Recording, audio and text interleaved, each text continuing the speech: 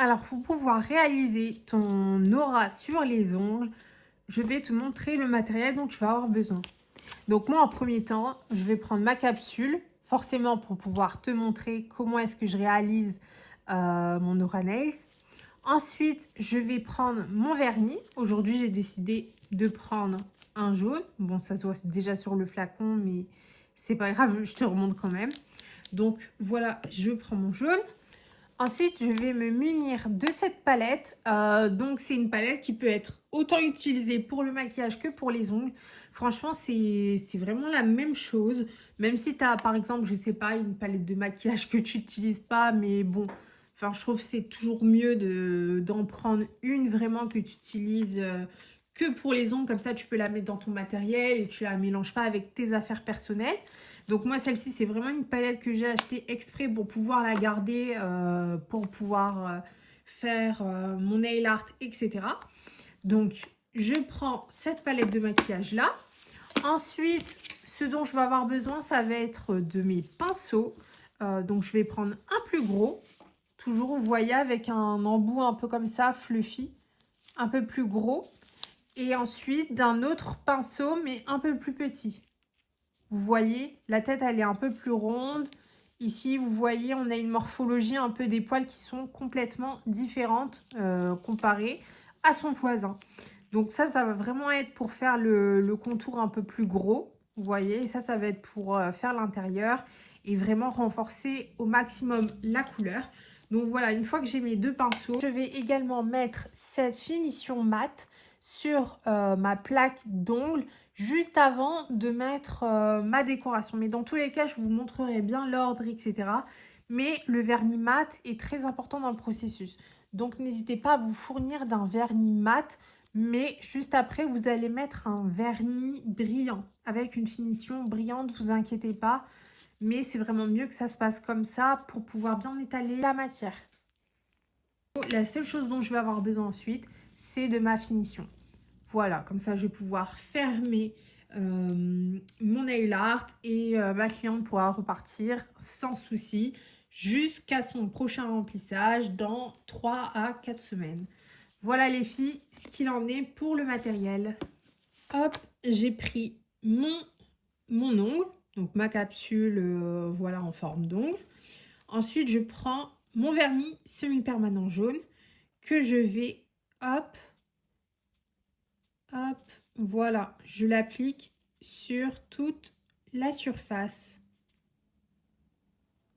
Tac. C'est une très jolie couleur.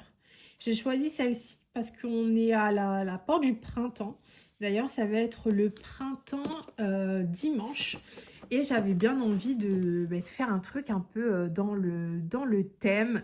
Donc voilà pourquoi j'ai choisi cette couleur-là. Surtout que je sais que mes clientes vont vraiment sauter sur toutes les couleurs comme ça, un peu jaune, un peu verte. Ça va vraiment être l'occasion pour elles, en même temps de matcher avec leurs outfits, parce que je sais qu'il y en a pas mal qui aiment bien matcher leur couleur d'ongles avec leur garde-robe. Pas seulement une tenue, mais elles savent qu'elles ont... voilà, bah, c'est le printemps, donc elles vont ressortir leurs vêtements de printemps. Il va y avoir des petites fleurs, des petites choses, etc. Donc voilà, je fais en sorte de vraiment pouvoir aligner mes couleurs avec leur choix vestimentaire. Et ça, c'est vraiment sympa aussi d'y penser à chaque fois qu'on renouvelle nos vernis. Moi, c'est ce que je fais, c'est je me dis, ben là, c'est vrai qu'on est dans la période du printemps. Je sais que ça va être ça les couleurs du moment. Donc voilà, j'hésite pas. Et voilà. Donc, voilà, j'ai terminé pour ma petite explication. Et après ma première couche, je vais pouvoir la mettre, hop, à catalyser 60 secondes. Hop. Voilà, ma couleur a bien séché. Donc, j'avais mis ma première couche. Et là, je vais mettre ma deuxième couche de jaune. Hop.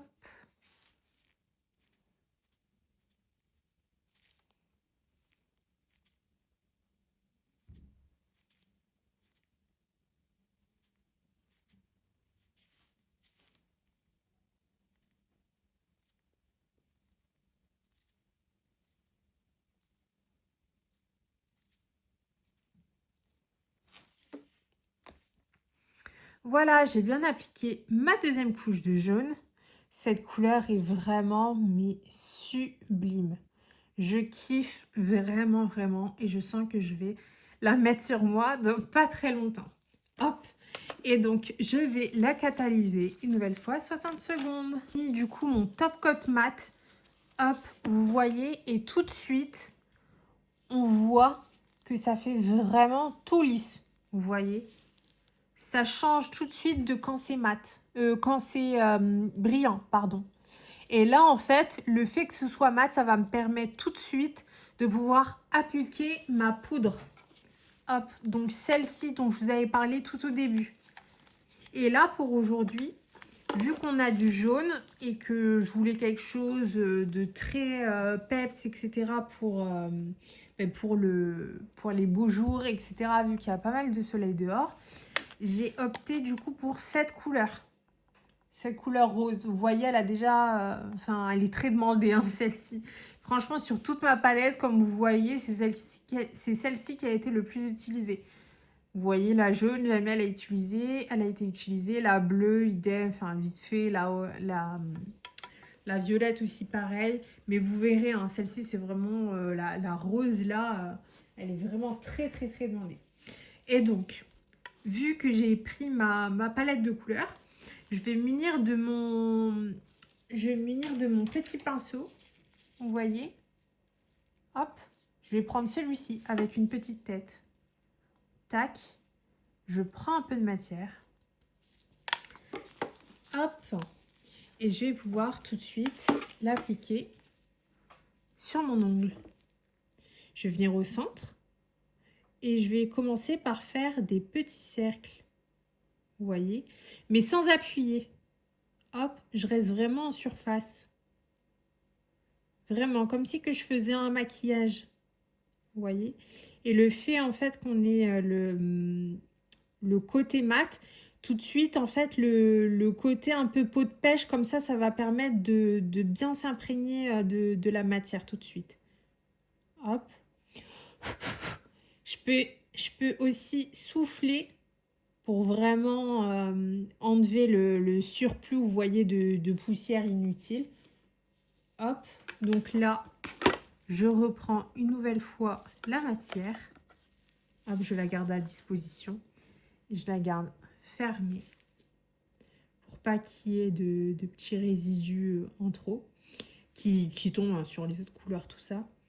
Et là, vous voyez là, par contre, je vais commencer à appuyer pour vraiment apporter un côté beaucoup, beaucoup plus pigmenté.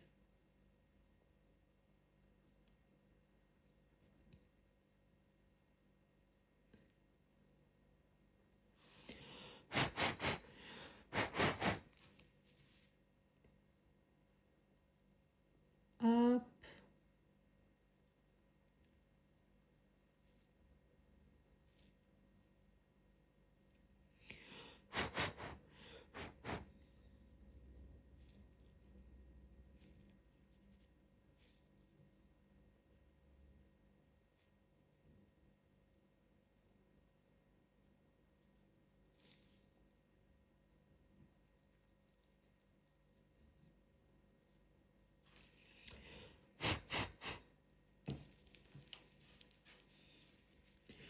Hop, et quand j'arrive là, vous voyez ici, il y a une petite tache.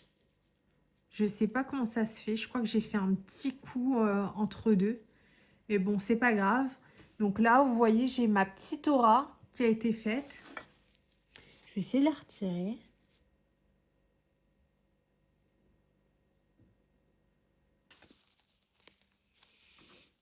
Hop.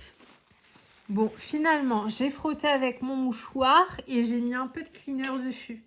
Donc, c'est un peu parti. Hop. Et puis, bah, j'hésite pas, je repasse un petit peu au-dessus pour camoufler. Hop. Vous voyez, je fais des petits arrondis. Et là, moi, ce que j'aime bien faire, c'est prendre le plus gros juste après et faire un côté beaucoup plus fluffy, en fait. Vous voyez, je trouve que ça fait quelque chose de beaucoup plus naturel tout de suite. Et du coup, hop, on arrive à ça.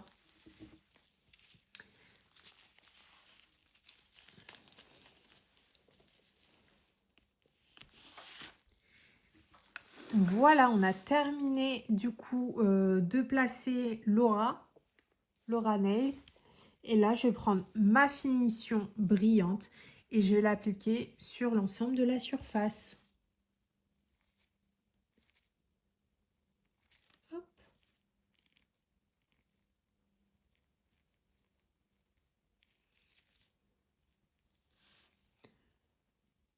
Vous voyez là, ça fait un côté brillant. Hop, tout de suite.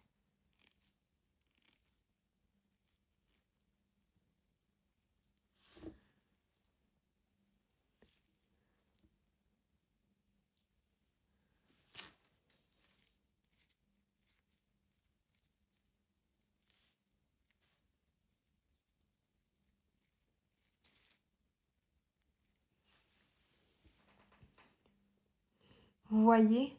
Hop, ça fait vraiment dopamine, vitamine, enfin, les deux couleurs ensemble, en fait, elles se marient super bien. Hop, et je vais mettre à catalyser 60 secondes. Ça a bien catalysé 60 secondes sous la lampe et on se retrouve avec cette aura. Hop, vous voyez, c'est vraiment, vraiment canon. Et souvent, quand je fais des aura nails, ce que j'aime bien faire, c'est ajouter des petites perles, etc. au-dessus. Je vais vous montrer ce que ça peut rendre avec des jolies strass. Donc là, je me suis munie de ma palette de strass. Vous voyez, c'est vraiment canon de chez Canon. Moi, je trouve que les marrons, là, elles sont vraiment pas mal. Du coup, je vais me prendre des strass marron et des strass blanches. Hop. Alors, ouvrir cette histoire, des fois, c'est pas évident. Hop. Vous voyez, les strass marrons, elles sont vraiment pas mal. Hein. Du coup, j'ai bien envie d'en mettre ici en bas. Parce que je trouve que ça fait un peu vide, entre guillemets.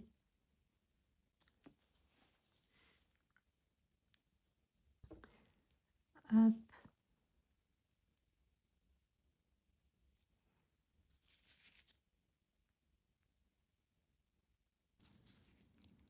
Je prends un petit point de colle. Je place ça en haut.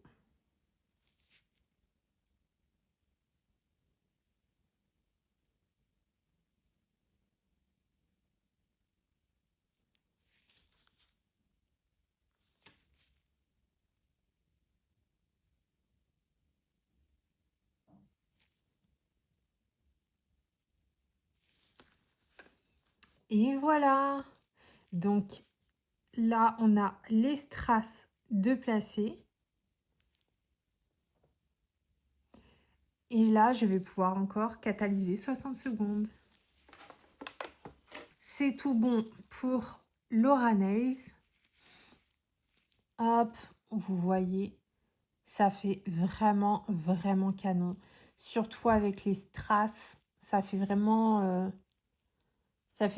stylé. Vous voyez ce que je veux dire? C'est un nail art vraiment qui est ultra simple.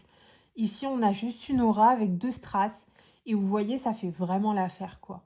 Parce que c'est vrai que des fois, on part un peu loin dans nos nail art, on veut faire des trucs de fou, etc. Et voilà, je trouve que celui-ci, il est vraiment génial à proposer. Donc pour la période du printemps et de l'été. Après, on peut toujours faire des auras, l'automne, l'hiver, etc. Mais pas forcément ce combo-là, en fait. Vous voyez, vu que là, on a vraiment des belles couleurs. Et aussi, ce que je voulais dire, par rapport à l'aura, ce qui fait tout son charme, en fait, c'est la combinaison de couleurs. Là, notamment, on a le jaune et le rose qui sont très complémentaires. Mais vous voyez, si on met, par exemple, du blanc en dessous, ça fait pas du tout la même histoire. Ça fait pas du tout la même chose. Moi, une fois, j'avais une cliente qui m'avait demandé sur un fond blanc de faire une aura bleue, mais c'était pas fou du tout, quoi. Vraiment, vraiment, vraiment pas. Donc là, là, c'est vraiment impeccable. Là, c'est vraiment impeccable. Les deux couleurs, en fait, se font très, très bien ensemble. Ça fait pas du tout choquant le jaune et le rose au-dessus. Avec les petits strass, ça remplit du coup l'extérieur. Enfin voilà, je vous laisse me dire ce que vous en pensez en commentaire. Si vous avez déjà fait un Aura Days, si vos clients vous ont déjà demandé comment est-ce qu'on peut faire ceci et cela, etc. Voilà les filles, en tout cas je vous dis à très bientôt pour un autre tuto.